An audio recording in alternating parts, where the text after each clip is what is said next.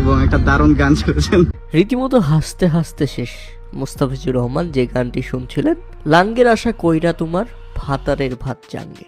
কার ভাতারের ভাত চাঙ্গে? আর এটা ভেবেই রংপুর রাইডার্সের টিমবাজ থেকে শুরু করে মুস্তাফিজুর নিজেও, এমনকি সামাজিক যোগাযোগ মাধ্যমে ভিডিওটি ভাইরাল হওয়ার পর থেকে সবাই হাসছেন। মানে মুস্তাফিজুর রহমান বুঝিয়ে দিলেন মানুষের কষ্ট থেকেও কিভাবে হাসা যায় এবং কিভাবে মানুষকে আনন্দ দেওয়া যায়। একজন সহজ সরল মানুষ হিসেবে মুস্তাফিজুর রহমান সেটা বুঝিয়ে দিয়েছেন। মানুষজন থেকে শুরু করে মুস্তাফিজুর নিজেও কষ্ট পাচ্ছেন।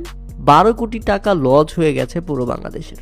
আর এদিকে মুস্তাফিজুর রহমান গান শুনছেন, লাঙ্গের আশা কইরা তোমার ভাতারের ভাত চাঙ্গে। কঠিন একটা অবস্থা ভাই, মানে কি বলবো। ম্যাচ জিতে টিম বাসে ঠিক এভাবেই লাঙ্গের আশা কইরা গানটি শুনছিলেন মুস্তাফিজুর রহমান। মূলত শুনছিলেন না, সবাইকে খুশি করছিলেন যাতে সবাই একটা ফুরফুরে মেজাজে থাকে। মুস্তাফিজুর রহমান চুপচাপ, কথা কম বলেন, একজন ভদ্র এবং সভ্য মানুষ।